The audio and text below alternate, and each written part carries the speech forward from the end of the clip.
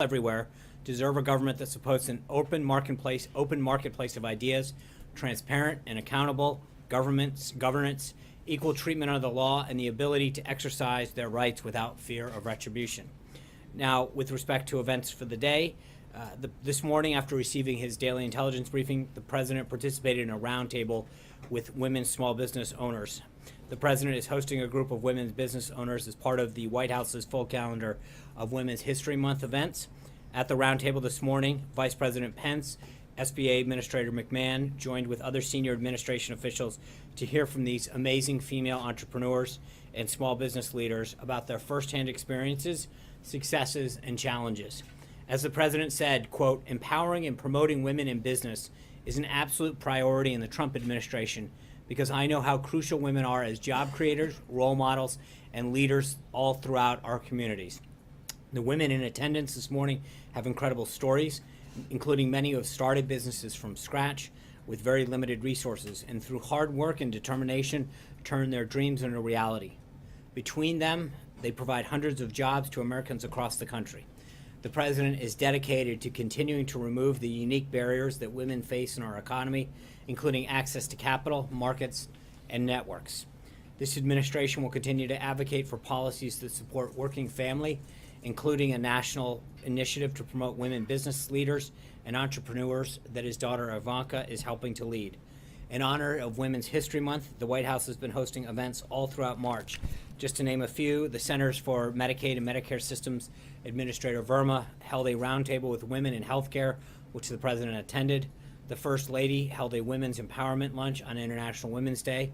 Earlier this month, Second Lady Karen Pence joined women from all 5 military branches for lunch at Fort Meade, and last week hosted military women at the Vice President's residence to thank them for their service.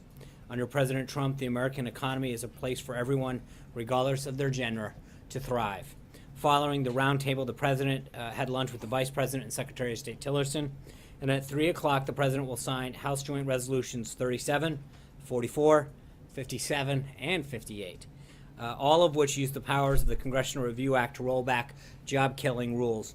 Before this administration, only one time in the nation's history had a president ever signed a bill that used the Congressional Review Act to cancel a federal regulation. In just his first 66 days as president, he will have signed 6 resolutions to eliminate unnecessary and burdensome rules. House Joint Resolution 37 rolls back the so-called blacklisting rule, which manufacturers identified during their meeting with the president as one of the most significant threats to growing American businesses and to hiring more American workers. The rule simply made it too easy for trial lawyers to go after American companies and American workers who contract with the federal government. The president saw that workers, taxpayers, and businesses were the ones who truly suffered under this rule, and he's glad to be signing legislation to eliminate it. House Joint Resolution 45, 57, and 58 cancel federal power grabs that took decision-making away from the states and local governments who know the unique challenges of their own populations.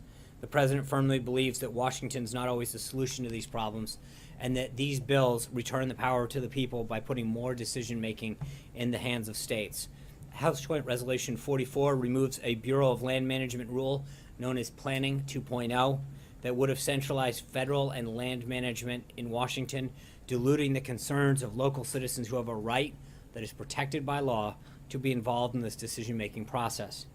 HJ Res 57 and 58 eliminate the Department of Education regulations, which limits states' flexibility in how they assess the performance of schools and teacher preparation and programs. Removing these additional layers of bureaucracy will make it easier for parents, teachers, and communities and state leaders to address the needs of their students. The president will continue to work with Congress and the rest of the federal government until every unnecessary regulation that stands in the way of success for American business and American people is taken off the books. Additionally, the president spoke with German Chancellor Merkel and Indian Prime Minister Modi earlier today to congratulate them on their party's success in recent elections. We'll have readouts on those calls a little later for you both. The president also will announce the establishment of the Office of American Innovation. The Office of American Innovation will apply the president's ahead of schedule and under budget mentality to a wide number of government operations and service, enhancing the quality of life for all Americans. The office will have a particular focus on technology and data, hearing back from leaders in the industry. As some of its first priorities, the office will focus on modernizing the technology of every federal department, identifying transformational infrastructure projects, and reimagining the VA system so they can better serve our nation's heroes. The effort will be led by Assistant to the President and Senior Advisor Jared Kushner. Tomorrow, the President will sign an executive order to strengthen the nation's energy security by reducing unnecessary regulatory obstacles that restrict the responsible use of domestic energy resources. This order will help keep energy and electricity affordable, reliable, and clean in order to boost economic growth and job creation. And finally, before I came out today, Senate Democrats continued their obstruction to the President's nomination of Judge Neil Gorsuch to the Supreme Court, with the Judiciary Committee seeking a one-week postponement on its decision. Over the weekend, Senate Minority Leader Chuck Schumer defended his decision to mount a filibuster against the President's unquestionably qualified nominee. If Senator Schumer gets his way, this would be the first successful filibuster against a Supreme Court nominee in American history. He argued, quote, quite misleadingly, that the Senate has, quote, required a 60-vote threshold of, quote, every Supreme Court nominee. That's simply not true. And as I've said before, only 3 support justices have faced a filibuster in the last half of the century. Senator Schumer cited 4 justices confirmed under President Bush and Obama, but in fact, among those 4, only 1 faced an attempted filibuster. That was Justice Samuel Alito. And it was President Obama who then, as a senator, voted to filibuster Justice Alito and later publicly expressed his regret for that. The fact is, an attempted filibuster of a Supreme Court nominee is rare, and to do so in this context with such an eminently qualified and brilliant judge is nothing short of obstructionism. That's why Senator Pat Leahy, the former Democratic chairman of the Senate Judiciary, said he is, quote, not inclined to filibuster, end quote, even if he ultimately may not vote to confirm the judge. The fact that the former chairman of the Judiciary Committee won't stand by the minority leader exposes the leader's efforts as nothing but obstructionism that undermines decades of Senate tradition. Through 4 days of extensive hearings, Judge Gorsuch demonstrated his judicial philosophy, his sterling academic credentials, and a brilliant legal mind. He deserves a fair up or down vote. And with that, I'd be glad to take a few of your questions. Jonathan. Is the president serious about working with Democrats going forward after what happened with healthcare? Absolutely. In fact, starting Friday afternoon through late yesterday, he's received a number of calls, as well as other members of the senior staff that had been working on healthcare, from members of both sides, saying that they would like to work together, offer up ideas, and had suggestions about how to come to resolution on this and get to a House vote on this. But wouldn't this require a... Sorry, this isn't a free-for-all. Jonathan's asking a question. But wouldn't this require a serious course correction for the White House? I mean, the president's branded Chuck Schumer a clown, worked entirely with Republicans on this bill. Wouldn't this require a serious change of course for the president? To some degree, sure. And I think the president talked about that. I think we learned a lot through this process. I think we're obviously looking at ways that we can improve not only how we handle healthcare, but other things, how we do everything. And I've mentioned it to some of you in the course of things. I think, one of the traits of a successful organization is to always examine how you do things. But I think that there's been a lot of outreach from members of both sides with ideas, and the president's willing to listen to these individuals. And if they can come to resolution on a way forward, obviously we're willing to listen and to move forward. But there are a lot of folks that came forward with these ideas. And with all due respect to the beginning of your question, I don't think it's a one-way street in some of the comments that have been made. I think some of the Democrats who now say they weren't involved early on in the process said that they wanted nothing to do with this process. There was no way that they would engage in any discussion to repeal. So I think it's a two-way street, and I think that we have been willing to listen to folks and their ideas. And the president's advice is that if we can come up with resolution on a way to move forward, we'll certainly entertain that. And where's the buck stop for this failure? Well, it's not, but just so we're clear, look, we're at the beginning of a process. I don't think we've seen the end of healthcare. As most people have noted, I think the Obama administration, from beginning to end, It ultimately took about 17 months, went through a series of fits and starts, and it wasn't until Scott Brown was elected, denying them the 60th vote in the Senate, that they finally jammed something through. And frankly, a lot of the reason that the Secretary of Health and Human Services has some of the powers that they do is because they got it, they had to jam it through. But there were several failures when Obamacare went through during the process, and ultimately they tried to go through a single payer process, and they got rebuffed on that by some of their own members. So, look, we're not saying it's the end of healthcare, but I think that we are looking to look for a way forward, and I think that a lot of the members, and again, on both sides of the aisle, have reached out not just to the president but to members of the team, willing to share some ideas, and both that will they think that would make the bill stronger. But ultimately, the goal is to get to 216 and potentially 218, depending on where we are with special elections. And so we're going to look to see where we can get those 218 votes. And there may be other opportunities to work with people across the aisle that get us to 218. But that's the name of the game, and we're going to continue to pursue that. Jim. Sean, the last Congress to pass significant tax reform took about 5 years, and that was 30 years ago in 1986, after the failure or the defeat of the American Health Care Act on an issue where there was broad GOP consensus. What makes the president think he can pass significant tax reform this year? Well, I think it's been 30 years. I think we have an economy that's evolved, especially in the technology area, that has made a lot of things change, and I think our tax code is outdated. And frankly, on the business side, we're uncompetitive. There's a reason that companies are leaving America to go to other places, because same reason sometimes companies move from state to state. Our corporate and regulatory system has become unattractive for a lot of companies that want to either manufacture here, grow here, or begin here, and or want to return jobs here. I think the president recognized that. Business leaders from around the country. It's not a partisan issue. I mean, you go out to the tech sector out in Silicon Valley in particular, there's a lot of these companies out there that admittedly weren't with the president during the election or continue not to be, and I think recognize that we are not as competitive as we can be when you consider the tax and regulatory climate of other countries around the world, and we need to be more competitive. Then I think you look at the individual side of the house, and I think especially when you talk to middle-income Americans, especially when in the context of health premiums going skyrocketing up, they recognize that they need some relief. And so we've got to do what we can to address that. John Christopher. Thank you. Historically, since healthcare has beguiled many presidents, all the way back to Harry Truman, and certainly when Hillary Clinton came to Washington, she went to the Hill and thought that she could get it done.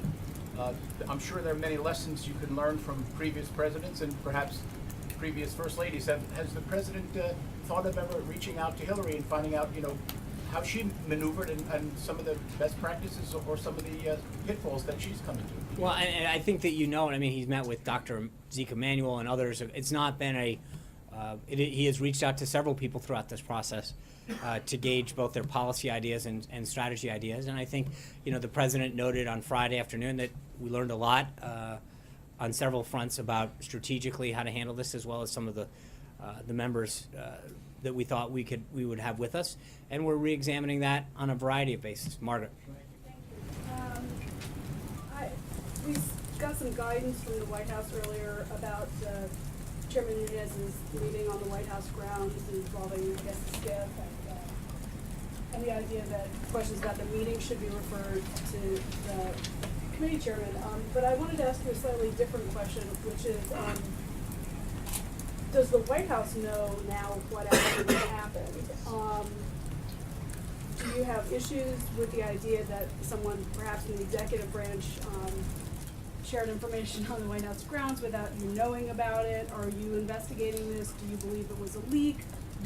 Or was it in fact someone on the White House staff or NSC staff or on loan to either who provided the information and therefore it's not a leak? So I obviously, all of what I know has been available through public comments. I know that Chairman Nunes has confirmed that he was on White House grounds Tuesday, and frankly, any questions regarding who he met with or why he was here should be referred to him. I've seen some of the comments that he's made to your outlet in particular about who he met with, and I would refer you to his comments that he's made. I'm not going to get into who he met with or why he met with them. I think that's something that he has been very, very clear, and I'll let him answer. This is he is the one who has discussed what he is reviewing, and so I will leave it up to him and not try to get in the middle of that.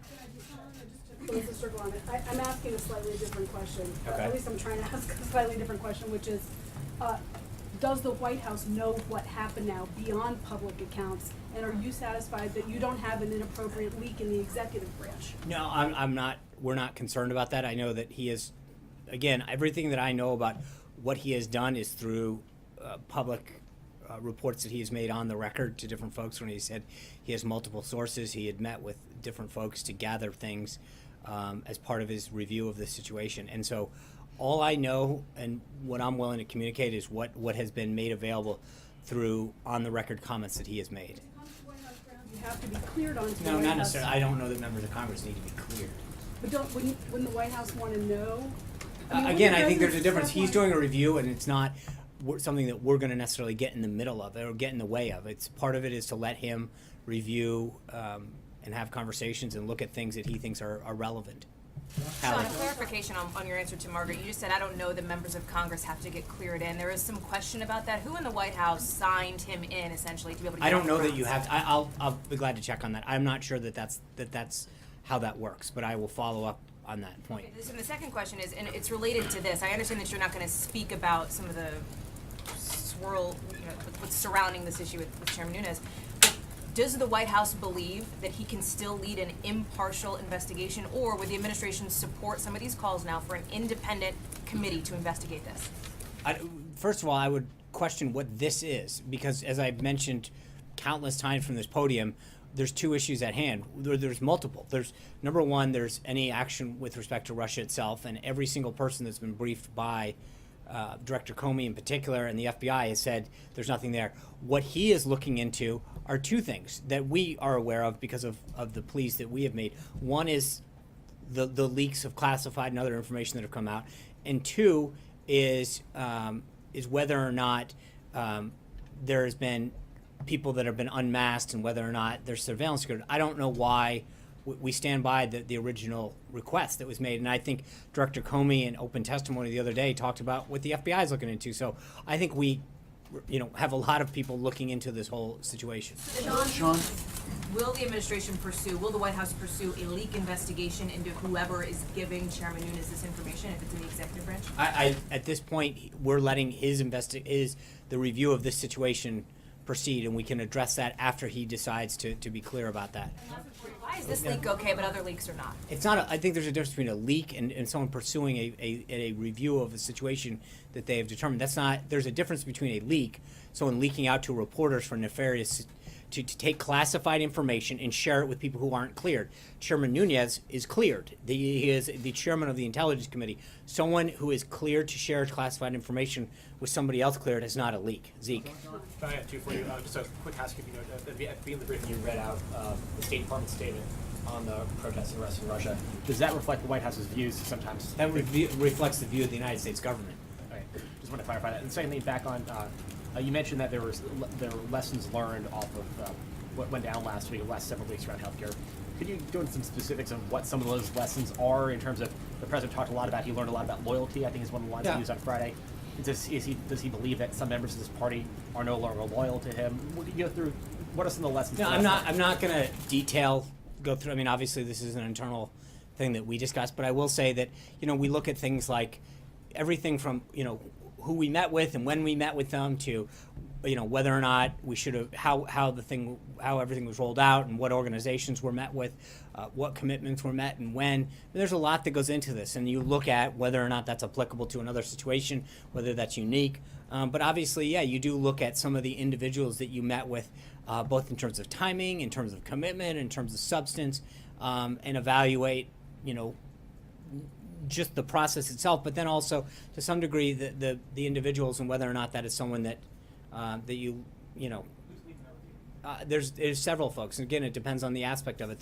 There's a legislative affairs team, there's a public policy team, there's a comms aspect to this, but we all internally talk about what went well, what didn't, and we do that not just with the bad, but the good. I mean, I think Jonathan asked it somewhat at the beginning, but I think if you know, most organizations, whether or not you do something really well or not as well, it's usually incumbent upon you to think, what did we do well, so that for things that we did really well, we sustain those kind of aspects of something, because there's always something to improve. And even when you don't do as well, but there's parts of things that you did that could have done, that you did well, and you don't want to throw the baby out with the bathwater. So there's an ongoing piece to this, Major.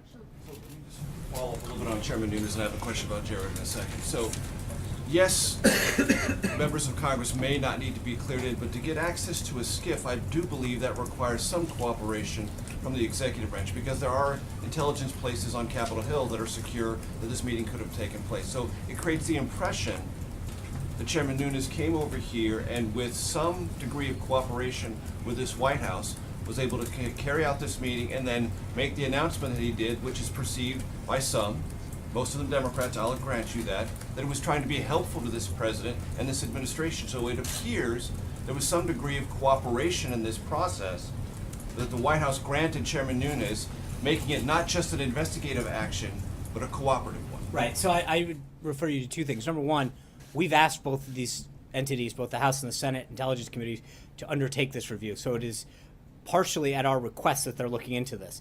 Number two, based on the public comments that he made to Margaret's organization, he has said, from my understanding on the record, that he did not meet with White House staff. So again, I think you're trying to make something that he has himself, from what I've read, not actually been the case. That's not what I asked you. I asked you about cooperation to have access to a SCIF, I understand which is that. something I'm not- that has to be carried out with your agreement. I will be glad to take a look at that and figure out whether or not that is an accurate statement or not. Okay, let me ask you about Jared. There is an understanding that's trying to be worked out, as we understand it, between Jared and the Senate Intelligence Committee. Is that testimony? Is that something that the committee has requested? Is he volunteered? Yeah. Does he believe he has something to explain to that committee and more broadly the American public about what he did on behalf of the transition, with whom he met with, and some of the meetings that he took that are raising questions about Russia and folks that he met with that are outside of diplomatic channels but have other aspects to their Russian business deals that may cause concern? So throughout the campaign and the transition, Jared served as the official primary point of contact with foreign governments and officials until we had State Department officials up, And that was once the we assumed. President-elect's request. That's correct. And so given this role, he volunteered to speak with Chairman Burr's committee, but has not received any confirmation regarding a time for a meeting or anything. Is this going to be a private meeting, or is this going to be a I don't public? know. He again, And he what was is he at trying to accomplish with that? I think based on the questions that surround this, he volunteered to go in and sit down with them and say, hey, I'm glad to talk about the role that I played and the individuals I met with. But again, remember, given the role that he played both during the campaign and during the transition, he met with countless individuals. That was part of his job. That was part of his role. And he executed it completely as he was supposed to. And so he doesn't believe he owes the American public an explanation For about what? this. Doing his I'm job? just Meeting asking. with? But you're acting as though there's something nefarious about doing what he was actually Well, tasked it's to not do. every day that someone in a senior position like Jared's volunteers to go talk to the Senate Intelligence No. Committee about an investigation because of the- dealing with meddling by a foreign power Right, in the and I American think based on election. the media frenzy around this, and I'm answering it. And I'm just saying to you that based on the media frenzy that existed around this, he volunteered to make sure that he said, hey, we've made some contacts. I'd be glad to explain them. Let me know if you'd like to talk. Plain and simple. Yeah. So just to be clear, just to kind of follow up on what everyone's been asking about Chairman Nunes. So the White House does the White House have knowledge of the information that Chairman Nunes received when he came to the White House the first time? And if that's the case, or if that's not the case, is your position that the White House is not going to look into where he got the information from, or who gave him the information until his investigation is complete? I think that I'm not aware of where he got it from. I know in his public statements he's talked about having multiple sources, and so I don't know how he derived a conclusion that he did. And I think that at this point the goal would be to wait until the review that he is undertaking is completed. Caitlin. Why would Nunes need to brief the president on documents he viewed on White House grounds? Because that's a big assumption that you're making that's the only thing. He, as I said just a second ago, he had multiple sources on multiple topics. We don't know what he briefed him on in its totality, and so to jump to that conclusion is frankly irresponsible. One more question. Yeah. When will the White House resume releasing visitor logs? We're reviewing that now. Alexis. Just to follow up, I have two questions. One is on taxes, but last week you were advising the press corps that it didn't make sense for Nunes to come to the White House and brief the president on something that he had obtained from the White House, from the administration. So my question to you is, I know what you just said, but is it, can you say factually, absolutely flatly, that it is not possible that Chairman Nunes came to brief the president on something that he obtained from the White House or the administration?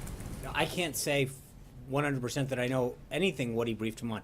What I can tell you through his public comments is that he has said that he had multiple sources that he came to a conclusion on. So to the degree to which any of those sources weighed on the ultimate outcome of what he came to a decision on, I don't know, and that's something that frankly I don't even know that he discussed with the president. So it's possible, as far as you know right Well, now. It's anything. possible. I mean, that's It's possible. anything's possible. Okay, here's my question on taxes. Yeah. The president has said that in the past that he thought maybe tax reform would flow over into 2018, calendar year 2018. And we know from the president's admiration of the 1986 tax reform, that took more than 2 years. Can you answer two questions about tax reform? Does the president anticipate that it will take that long going into 2018 or beyond? And who is going to write the tax legislation? Who is going to devise the plan that the president wants to put his name on?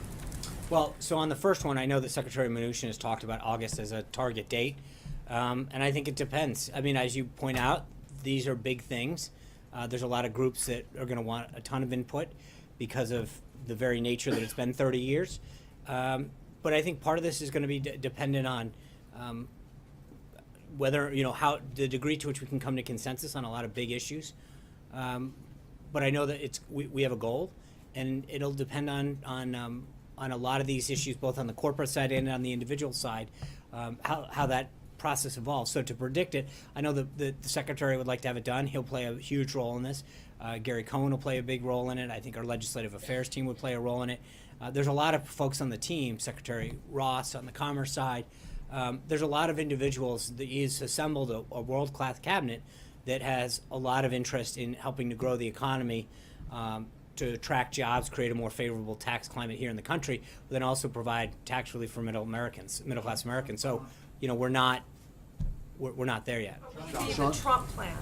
What? Will it be the president's plan? I mean, obviously, we're driving the train on this, so I don't want. I mean, we're going to work with Congress on this, but I think that the president, as you've heard through multiple times, the president be very clear. This is a huge priority for him, something that he feels very passionately about, and so we'll have more on that later. John.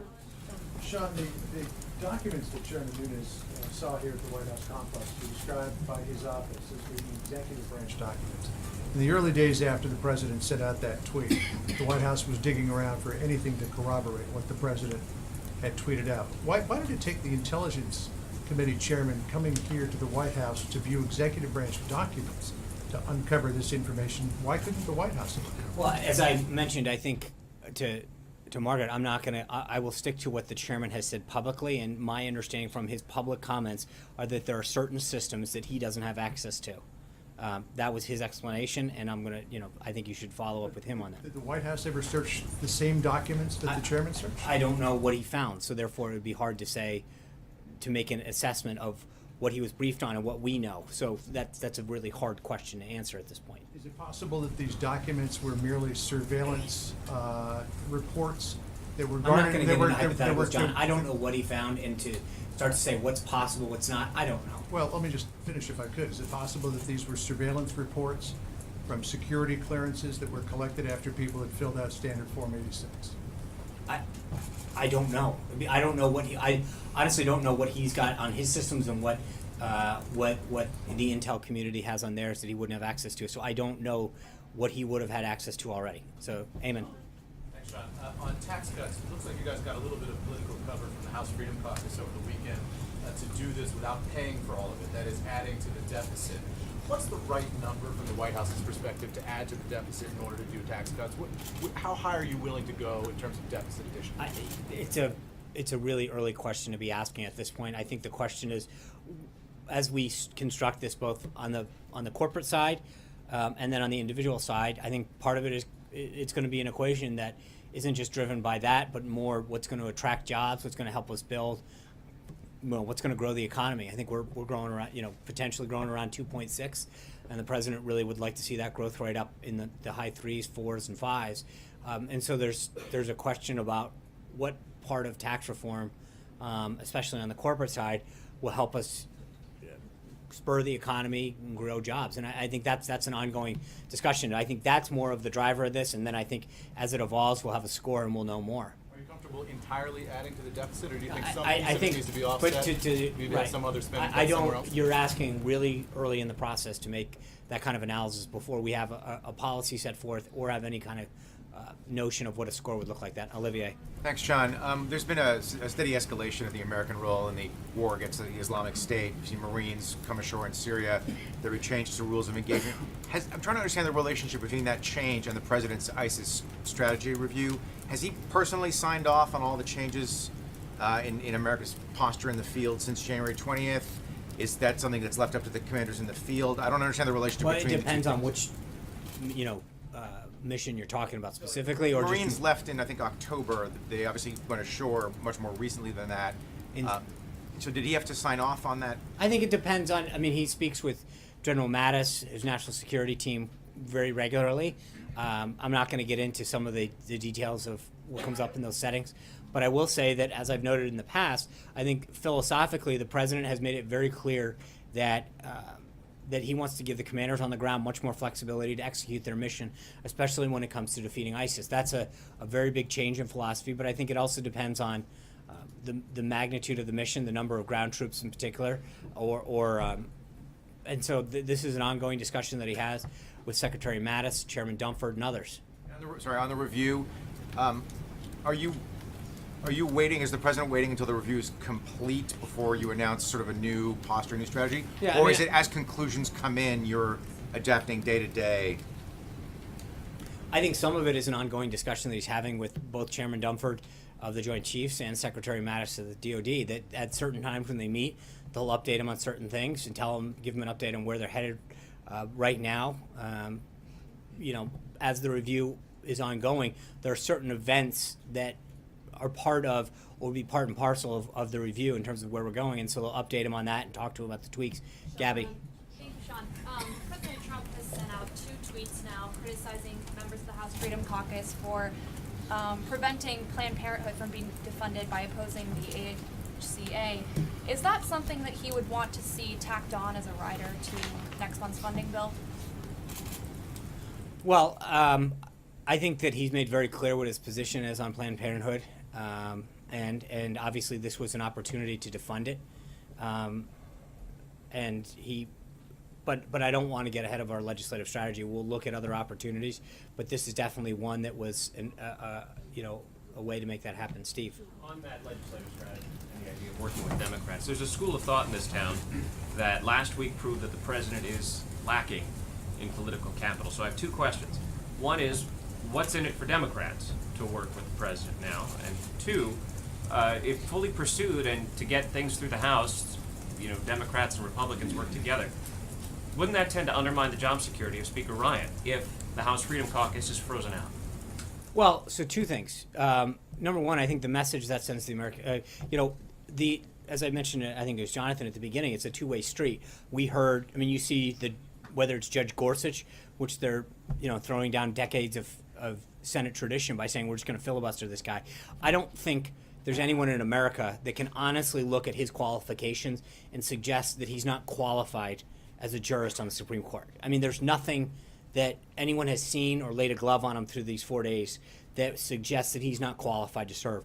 And I think that and again with Obamacare, repealing and replacing it, several of the leading Democrats came out from the get-go and said we have no interest in doing that. So I think there's a point at which both parties can look back and figure out whether or not it's worth engaging. I think the president, as I mentioned, is eager to get to 218 on a lot of his initiatives, whether it's tax reform, infrastructure. There's a lot of things, and I think that he is going to be willing to listen to other voices on the other side to figure out if people want to work with him to get these big things done, to make Washington work, to enhance the lives of the American people, then he's going to work with them. I think he had a great meeting with the CBC the other day, for example, where he talked about infrastructure. He talked about loans and small business lending, education. There are things that he is willing to engage individuals with, or groups or caucuses, to get to 218 and further advance his agenda. So it's not about undermining anybody. It's about moving the agenda forward and getting things done. But it's Speaker Ryan who puts bills on the floor, not the president. So what's in it for Speaker Ryan?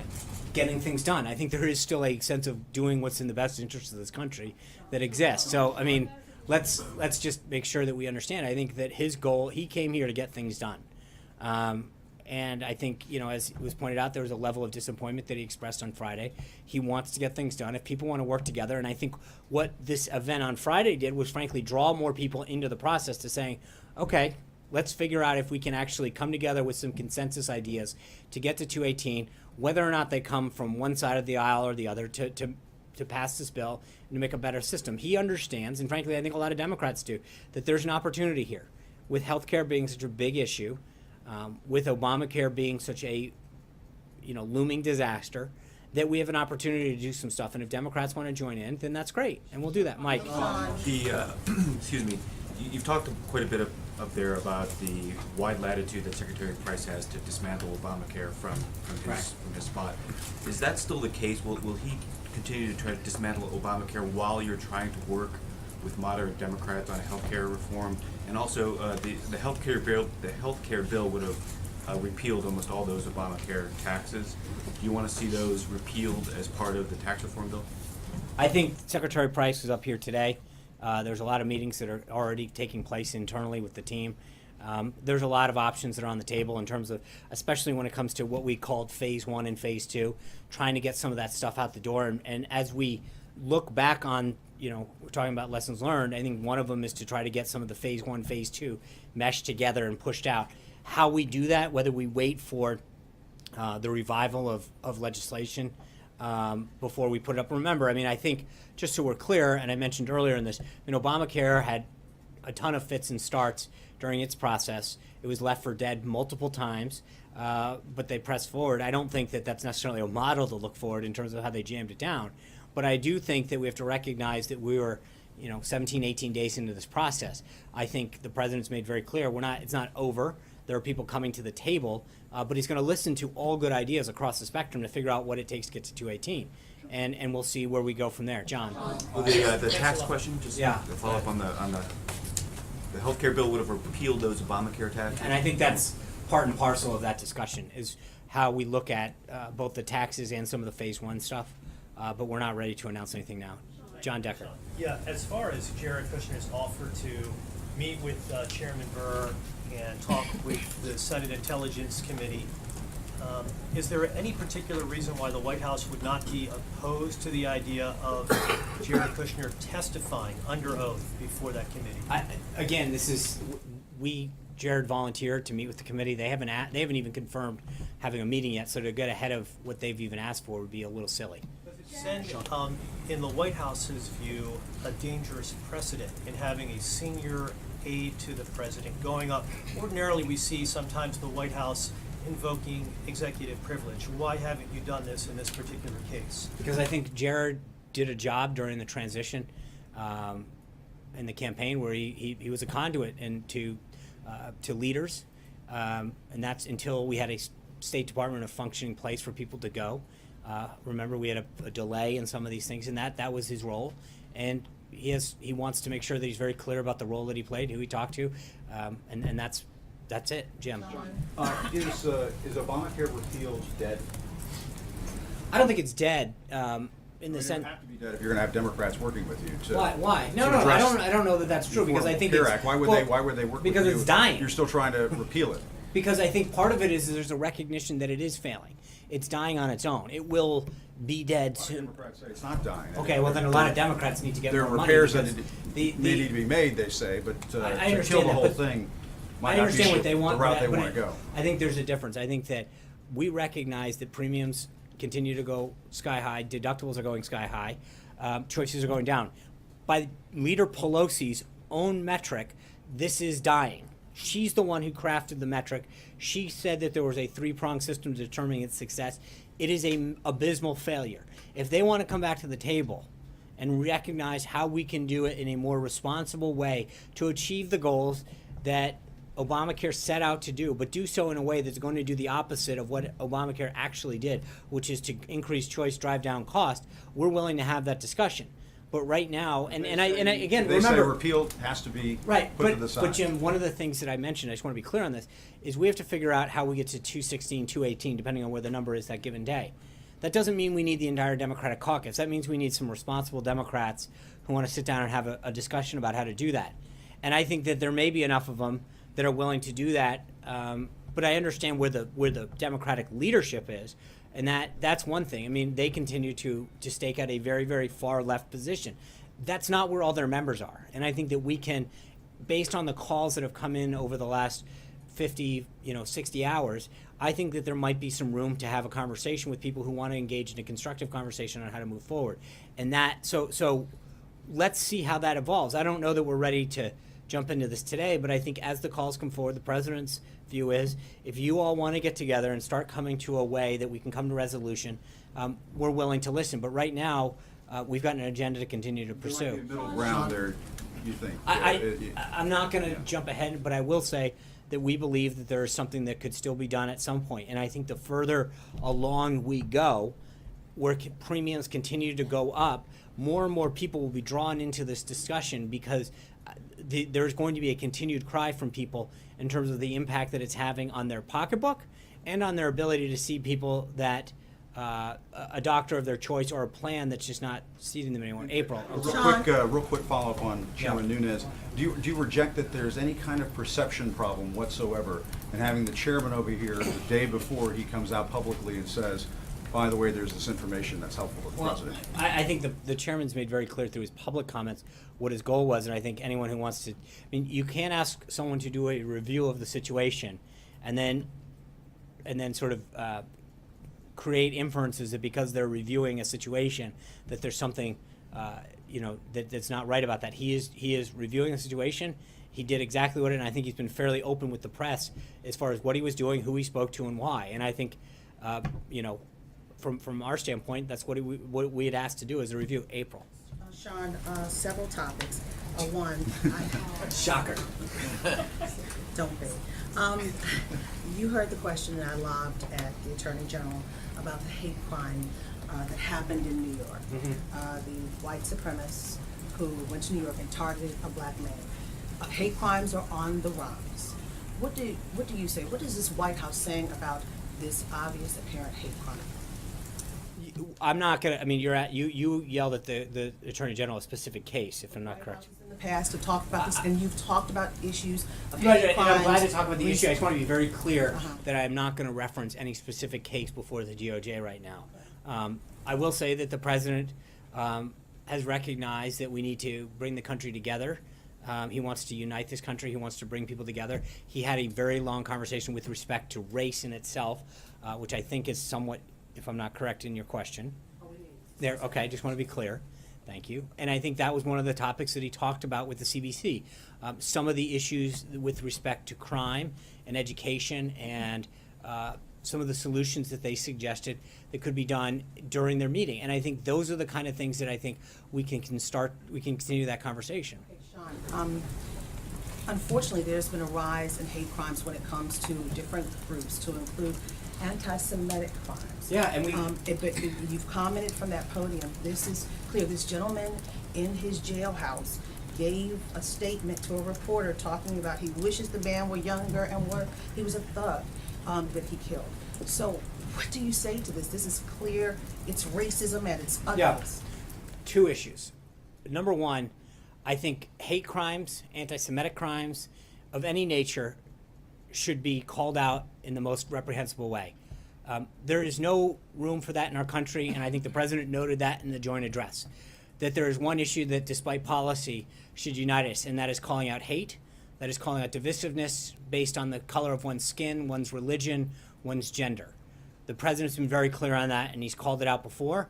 He's, with respect to certain particular situations, he made it very clear at the opening of his joint address. That's what he led with, is a call to denounce hate no matter where we come from politically. He's also talked about it the night that he took the stage on that Wednesday morning around 2:40 a.m.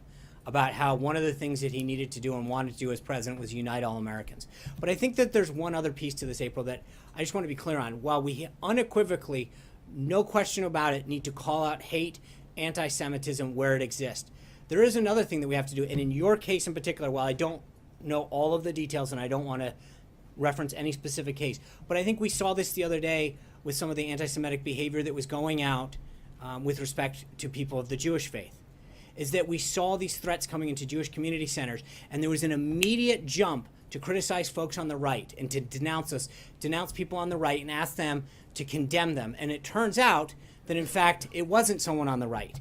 And it was the president from the get-go had said, I bet you it's not someone, and he was right. And yet, I understand that, but that's I'm saying he's a white supremacist. I understand that, and I think in those cases, there's no question, black and white, we need to call out all instances of this. But that being said, while we're on the topic, I do think that there has been a rush to judgment in a lot of other cases when it comes to, in particular, some of the anti-Semitic discussion, where people have jumped to the conclusion about denouncing people on the right and asking for this. And in that particular case, we saw that the president was right and that this rush to judgment by a lot of folks on the left was wrong, and none of them have been held to account on that. And that is something that equally needs to be called out. When people are charging something of someone that is not true, there has been nothing to go back to those individuals.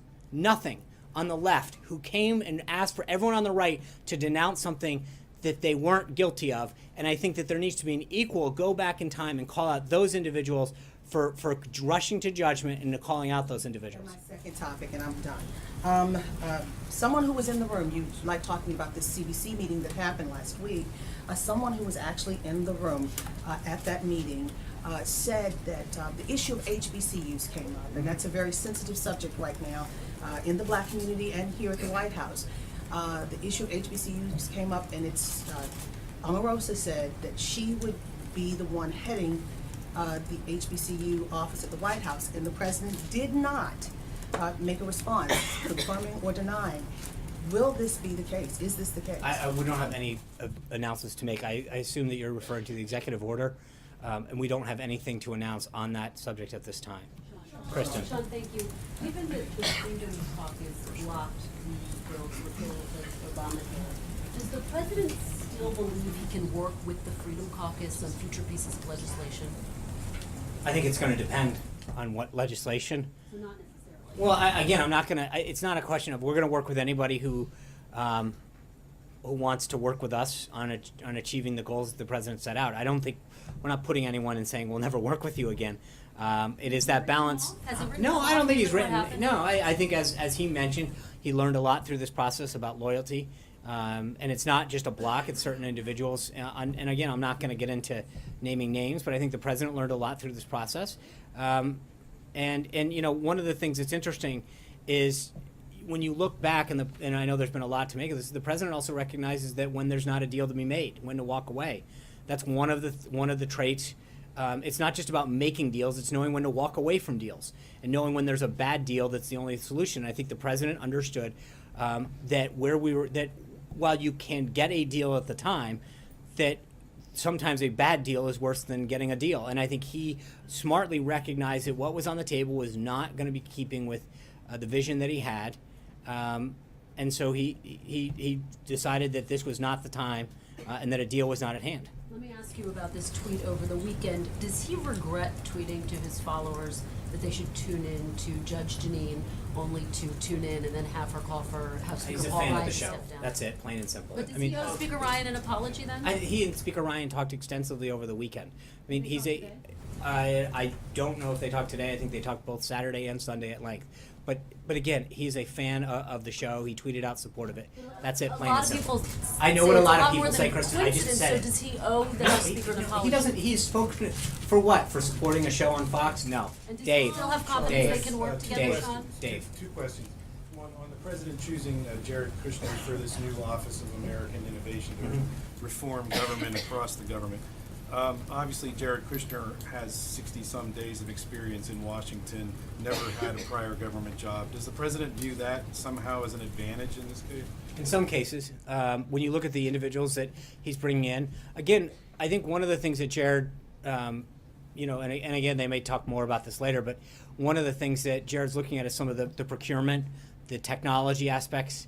And if you've ever really dealt with the government and recognized how outdated and unmodernized some of this is, it is not serving the American people. It is not serving the constituents that many departments have. And I think looking at how we procure different things and procure technology in particular is important. It's an important way. I mean, I think when you look at the VA in particular and recognize how it handles certain things, there are certain things it does really well.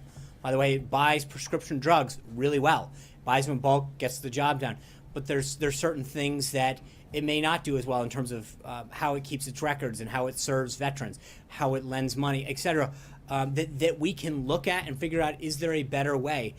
Government is not business, right? We recognize that there are certain things that business would never do in terms of what government has to do because we serve all of our people. But there are certain practices that we can put in place that can help us deliver a better product, a better service to the American people in some of these key areas. And I think that when you look at some of the business acumen that Jared and some of the other individuals who he is bringing into this process can really, I think it is a great service to this country. There are so many individuals that Jared has talked to that have done so well and been so blessed by our nation, that have wanted to give back in some way, shape, or form, and are using this opportunity to help our country and serve our country in ways that they believe they can use their expertise to do. And on healthcare, this review that you've talked about, what went right, what went wrong. I know you don't want to name names, but would it be fair to say at this point that the president has written off some people? I think I answered that question. It's not a question of written them off. It's a question of understanding. There's sort of an understanding of how you deal with certain people and how they dealt with you, but it's not a question of writing them off. We're going to need to get to, as time goes on, I'm going to just keep saying 218. It's easier. I won't screw that one up down the line. But I think that we recognize that as we go down this path of a big, bold agenda that the president has, that we're going to need every vote we can, and hopefully grow the vote in some cases to well beyond that. But we're not writing off anybody. But we do recognize there's some lessons learned from this process, and the president made it very clear on Friday. Thank you guys very much. I'll see you tomorrow. Enjoy the day. You think we'll see it before midterm?